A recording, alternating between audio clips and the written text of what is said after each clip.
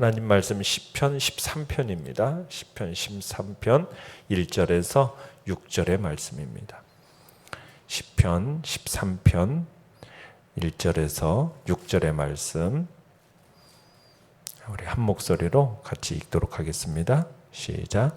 여호와여 어느 때까지니까 나를 영원히 잊으시나이까 주의 얼굴을 나에게서 어느 때까지 숨기시겠나이까 나의 영혼이 번민하고 종일토록 마음에 근심하기를 어느 때까지 하오며 내 원수가 나를 치며 자랑하기를 어느 때까지 하리이까 여호와 내 하나님이여 나를 생각하사 응답하시고 나의 눈을 밝히소서. 두렵건대 내가 사망의 잠을 잘까 하오며 두렵건대 나의 원수가 이르기를 내가 그를 이겼다 할까 하오며 내가 흔들릴 때 나의 대적들이 기뻐할까 하나이다.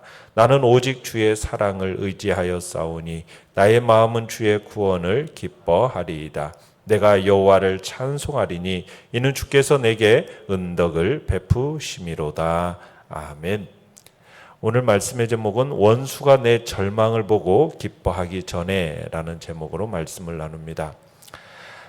오늘 시편은 하나님의 종이자 하나님께서 선택하신 민족 이스라엘의 왕으로 선택을 받았음에도 불구하고 원수들의 득세 또 횡행으로 영육간의 극심한 고난과 공고함을 겪고 있는 다윗이 하나님께서 자신을 외면하고 계신 것 같은 그런 답답한 상황을 하나님께 간절한 구원의 호소를 하고 있는 시가 오늘 본문입니다. 그러니까 극심한 고통 중에 애끓는 절규를 하고 있는 그런 모습인데, 그런데 그런 가운데서 어떻게 이 거친 파도를 거친 후에 이 잔잔한 바다처럼 고요한 평화를 이렇게 평화로 바뀔 수 있는가, 이것을 이제 감동 깊게 전해주는 시가 오늘 본문의 시다라고 볼 수가 있겠습니다. 내용 관찰 문제 1번을 보시면은 다윗은 자신의 절망적인 상황과 좌절감을 어떻게 표현합니까? 자, 1절과 2절을 다시 한번 읽어보겠습니다. 시작. 여호와여 어느 때까지니까 나를 영원히 잊으시나이까 주의 얼굴을 나에게서 어느 때까지 숨기시겠나이까 나의 영혼이 번민하고 종일토록 마음에 근심하기를 어느 때까지 하오며 내 원수가 나를 치며 자랑하기를 어느 때까지 하리이까. 자, 여기서 지금 반복해서 표현하는 게 뭡니까? 어느 때까지니까 라는 이 말이죠. 이 말을 4번이나 반복해서 표현하면서 지금 간절하게 하나님께 부르짖습니다. 그러면서 다윗은 자신의 그 답답하고 절망적인 상황, 좌절감을 이렇게 잘 보여주고 있는 겁니다. 다윗은 지금 자신의 처한 상황이 절박하다라는 거예요. 그런데 하나님은 침묵하고 계신다는 거죠. 당장 지금 하나님께서 역사하셔서 자신의 처지를 좀 돌보아 주시면 좋겠는데 하나님은 침묵으로 지금 일관하고 계시는 겁니다. 또한 그런 침묵이 지금 얼마나 오래 지속되고 있는지 다윗이 지금 뭐라고 얘기하고 있습니까? 나를 영원히 잊으시나이까, 지금 이렇게 얘기하고 있어요.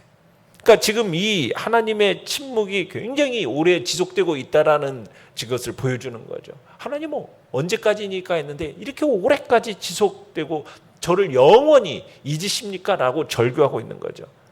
이런 다윗의 이 사중적인 탄식, 어느 때까지니까라는 이 사중적인 탄식이 다윗에 대한 하나님의 침묵의 기간이 상당히 길었을 것으로 추정 가능하게 해주는 겁니다. 특별히 이제 2절에 보면 나의 영혼이 번민하고 종일토록 마음에 근심하기를 어느 때까지 해야겠느냐, 이런 호소를 하는데 다윗이 지금 하나님께 호소하기까지 자신의 처지로 인해서 뭐 했다라는 것을 우리가 알 수 있습니까? 번민했다라는 거예요. 근심했다라는 거예요. 그러니까 종일토록 번민하고 근심했는데 아무도 도움이 되지 않는 거예요. 오히려 이게 자신을 괴롭게만 하는 뿐이라는 것을 보여주는 겁니다. 그러니까 다윗은 도망자 신세인 자신을 생각하면 생각할수록 지금 자신의 처지가 굉장히 처량한 겁니다.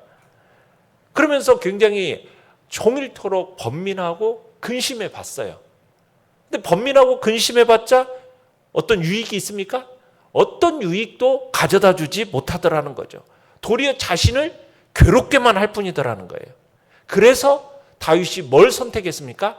하나님께 기도하는 길을 선택했다라는 거죠. 그러니까 다윗은 번민과 근심이 자신의 문제를 해결해 주는 것이 아니라 오히려 자기를 더 힘들고 고통스럽게만 만들어주기 때문에 이 문제를 해결할 누구에게? 하나님께 나아가서 기도하는 것을 선택한 거예요. 하나님께 기도하는 길을 택한 겁니다. 그러니까 우리가 어떤 문제를 만나게 될 때 우리가 취해야 할 자세가 뭔가를 여기서 보여주는 거죠. 그러니까 그 문제 가지고 우리가 근심하고 번민하고 종일토록 고민하봤자 거기서 문제의 해결은 나오지도 않고 도움도 되지 않고 오히려 우리 자신을 괴롭게만 할 뿐이라는 거예요. 우리가 뭘 해야 됩니까? 하나님께 나아가 기도해야 된다는 거죠. 기도를 선택하라는 것을 보여주는 겁니다. 내용관찰 문제 2번입니다. 그가 간절히 원한 것은 무엇이며 두려워한 것은 무엇입니까? 자, 3절과 4절을 같이 한번 읽어보겠습니다. 시작. 여호와 내 하나님이여 나를 생각하사 응답하시고 나의 눈을 밝히소서. 두렵건대 내가 사망의 잠을 잘까 하오며 두렵건대 나의 원수가 이르기를 내가 그를 이겼다 할까 하오며 내가 흔들릴 때 나의 대적들이 기뻐할까 하나이다. 지금 다윗이 간절히 원하는 것은 지금 뭡니까? 자신을 지금 이 공경에서 속히 건져달라는 거죠. 다윗이 이렇게 하나님의 구원을 호소하는 이유는 무엇입니까? 뭐라고 얘기하고 있어요? 두렵건대 내가 사망의 잠을 잘까 하오며. 자, 여기서 사망의 잠을 잔다라는 것이 뭐 육신의 죽음을 의미한다라기보다는 여호와 하나님의 신앙을 잃는다, 이런 의미로 보는 게 좋습니다. 그러니까 다윗은 자기에게 고난이 멈추지 않고 지금 계속 된다 그러면 자기의 연약함으로 인해서 여호와와 신앙을 잃어버리지는 않을까, 하나님과 완전히 단절되는 영적인 죽음에 이르지는 않을까 지금 염려하고 있는 것입니다. 그러니까 다윗에게 임한 고통이라는 것이요, 이 자신의 한계를 뛰어넘을 만큼 여겨질 만큼, 뛰어넘는 것만큼 여겨질 만큼 지금 극심하다라는 것을 보여주는 겁니다. 그러나 다윗의 하나님께 대한 그렇다고 해서 신앙이 변했느냐, 그걸 말하는 건 아니에요. 그럼에도 불구하고 다윗은 자신의 인간의 연약함이 무엇인지를 안 거예요. 인간은 연약한 존재라는 사실을 다윗은 안 겁니다. 자기도 어느 순간 실족할지 모를 수 있는 그런 인간이라는 것을 인정을 하는 겁니다. 그러니까 다윗은 인간으로서 자신의 한계를 잘 알고 있었던 거예요. 자만하지 않는 겁니다. 나는 절대로 여호와 하나님의 신앙을 나는 절대로 놓치지 않아. 나는 끝까지 붙을 거야. 어떤 자기의 의지와 자기는 강하다라는 것을 표현하는 것이 아니라 하나님 앞에서 자신의 한계를 기억하고, 하나님 빨리 저를 구원해 주셔야 됩니다. 혹시나 제가 사망의 잠에 지금 빠지지는 않을까, 그런 상황에 이르지는 않을까, 저도 두렵습니다. 지금 이런 마음으로 하나님 앞에 호소하는 거예요. 제가 더 이런 상태로 가게 된다면 저도 사망의 잠에 이르게 되지 않을까 두려우니 하나님 저를 좀 불쌍히 여기서 빨리 구해 주십시오. 여러분, 이것은 어떤 불신앙적인 것도 아니고 하나님을 협박하는 것도 아닙니다. 한 연약한 인간으로서 자신에 대한 모습을 인정하면서 제발 자신을 긍휼히 여겨달라는 하나님의 호소인 거죠. 그러면서 다윗이 또 하나님께 구원을 호소하는 두 번째 이유가 무엇입니까? 4절에서 그렇게 얘기를 하죠. 나의 원수가 이르기를 내가 그를 이겼다 할까 하오며. 이게 두렵다라는 겁니다. 내가 흔들릴 때 나의 대적이 기뻐할까? 이게 두렵다라는 거예요. 그러니까 불의한 자들이 막 승리를 노래하고 불의한 자들이 기뻐하게 될 것을 염려하는 겁니다. 달리 말하면 자신이 원수들에 의해서 망하게 된다면 하나님의 영광이 누가 되는 거 아닙니까? 그러면서 다윗 자신은 의인이고 하나님을 경외하는 사람이고 하나님의 택하신 사람인데 이런 다윗이 악인들에 의해서 망하게 된다면 어떻게 되는 겁니까? 하나님의 공의에 반대되는 이 불의가 승리하게 되는 거 아닙니까? 그러니까 다윗을 택하신 하나님이 패한 것으로 보이는 거 아닙니까? 그렇게 되면 결국은 하나님의 영광이 가리우게 되는 거 아닙니까? 이런 상황이 제발 초래되지 않기를 다윗은 바라면서 하나님께 자신을 구원해달라고 지금 호소하고 있는 겁니다. 연구한 묵상 문제 3번입니다. 그가 탄식으로 기도를 시작했지만 찬양으로 마칠 수 있는 이유는 무엇입니까? 자, 5절과 6절을 한번 읽어봅니다. 시작. 나는 오직 주의 사랑을 의지하여 싸우니 나의 마음을 주의 구원을 기뻐하리이다. 내가 여호와를 찬송하리니 이는 주께서 내게 은덕을 베푸심이로다. 자, 다윗은 자신의 기도에 대한 응답에 확신이 있었기 때문에 지금 탄식으로 기도를 시작했지만 찬양으로 마칠 수 있었던 겁니다. 하나님의 구원을 기뻐한다 말하고 있어요. 그냥 기뻐하는 게 아니죠. 마음으로 진심으로 지금 기뻐한다라고 표현하고 있습니다. 그러니까 다윗은 이 절망의 터널에서 빠져나와서 지금 구원의 확신으로 인한 기쁨의 찬양으로 끝맺음을 하고 있는 것을 보게 돼요. 그러니까 극적인 변화죠. 다윗의 이게 무엇과 관련되어 있느냐? 과거의 경험과 관련이 되어 있는 거예요. 이 과거의 경험이 미래의 소망과 깊은 관련이 있는 겁니다. 너무나 힘든 고통으로 인해서 거의 하나님의 구원의 손길을 의심할 정도까지 이르렀던 다윗이 그 가운데서도 지금 절망하지 않는 이유가 뭐예요? 이와 거의 비슷한 상황 속에서 자신이 하나님의 구원을 경험했던 것을 지금 생각하고 있는 거예요. 과거에도 다윗이 여러 번 주님의 사랑을 의지한 적이 있었다라는 거예요. 그랬더니 하나님이 그때마다 구원의 손길을 내밀어서 그를 건져주셨더라는 거죠. 다윗이 과거에 하나님께서 그런 사랑을 베풀어 주셨다면 지금 이런 절망적인 상황 가운데서도 다를 것이 없다. 지금 믿고 있는 겁니다.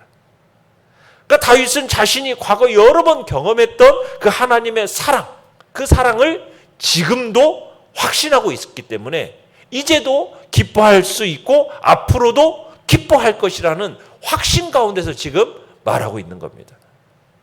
다윗은 지금 기력이 쇠할 정도로 정말 극심한 고난 가운데 있습니다. 그로 인해서 지금 고통의 절규를 지금 바라지 않을 수가 없어요. 그러나 다윗은 시선을 누구에게로 돌리는 겁니까? 하나님께로 참 돌렸을 때 그래 과거 하나님께서 내가 하나님을 의지하고 하나님의 도움을 구했을 때도 하나님께서 그때 나를 도와주셨었지. 그래 하나님의 그 구원을 확신하는 이런 선취적 신앙, 하나님께서 미리 이루어 주실 거라는 그런 신앙 가운데서 어떻게 하는 겁니까? 기뻐하고 있는 겁니다. 다윗은 여호와 하나님으로부터 즉각적인 구원을 받지는 못했지만 그분을 계속해서 자발적으로 찬양할 거라는 자신의 의향을 피력하고 있는 거예요. 뭘 바탕으로? 과거의 경험을 바탕으로. 하나님께서 내게 은덕을 베푸실 것이다. 그런 확신 가운데서 지금 그 기도와 찬양을 마치고 있는 겁니다. 느낀 점 4번입니다. 다윗은 사망의 잠은 곧 하나님과 단절되는 영적 죽음을 두려워했습니다. 이 사실에서 무엇을 느낍니까? 자, 우리 인간이라는 존재가 지극히 연약한 존재라는 사실을 기억해야 함을 우리는 느낍니다. 그러기에 자만하지 않고 항상 자신의 한계를 기억하면서 사망의 잠을 자는 상황에 이르지 않도록 겸손히 호소해야 함을 느끼는 거예요. 그러니까 내가 그래 나도 언제나 넘어질 수 있고 쓰러질 수 있는 연약한 인간이다. 이걸 항상 하나님 앞에 아뢰면서 하나님 제발 긍휼히 여겨달라고, 하나님이 저를 붙들어 주셔야만 된다고, 하나님의 은혜의 손길이 없다면 저는 언제든지 넘어질 수밖에 없는 연약한 존재입니다. 하나님 나를 붙들어 주세요. 언제 하나님이 놓아버리시면 저는 사망의 잠을 잘 수밖에 없습니다. 하나님 긍휼히 여겨주십시오. 이런 호소가 우리에게 필요하다라는 거예요. 항상 우리 자신의 연약함을 인정해야 되는 겁니다. 고난이 지속되면 나는 언제든 또 실족할 수 있는 존재임을 하나님 앞에 고백해야 되는 거죠. 우리가 고난을 당할 때 그러면서 하나님의 도우심이 있어야만 됨을 간구해야 되는 겁니다. 하나님, 사망의 잠을 자지 않도록 우리의 연약함을 도와주십시오. 아니면 하나님, 이 고난의 때를 감해 주십시오. 호소해야 되는 겁니다. 이건 우리 믿음의 많고 적음의 문제가 아니에요. 이게 별개입니다. 아무리 믿음 좋은 사람이라 할지라도 하나님이 도우시지 않는다면 언제든지 넘어지고 실족할 수밖에 없는 존재라는 사실을 우리는 기억해야 되는 것입니다. 그러기에 우리는 사망의 잠을 우리는 자지 않도록 늘 구해야 되는 것이죠. 이건 모든 성도들에게 공통적으로 해당되는 사항이라는 것을 우리는 기억해야 할 것입니다. 결단과 적용 5번입니다. 나는 어두운 터널 속에 있는 것 같은 순간에 하나님을 원망합니까? 끝까지 하나님의 사랑을 의지하며 찬양합니까? 원수가 절망하는 내 모습을 보고 기뻐하기 전에 내가 믿음과 소망을 회복해야 할 영역, 나의 성격, 불신 가족의 구원, 자녀 문제, 경제적 어려움 등 이건 무엇입니까? 여러분은 하나님이 여러분을 외면하고 계신다는 생각이 들 때가 혹여나 없었습니까? 우리가 신앙생활을 하다 보면 하나님이 우리를 외면하시는 것 같다는 생각이 들 때가 있어요. 부르짖어도 응답이 없고 오히려 고통만 가중되는 것 같은 그런 때가 있습니다. 그러나 우리는 기억해야 됩니다. 하나님의 뜻하신 바가 있어서 하나님이 침묵하시는 경우가 있다. 그럴지라도 절대로 나는 좌절하지 않겠다라는 결단이 우리 안에 있어야 됩니다. 하나님은 우리를 버리셔서 침묵하는 게 아닙니다.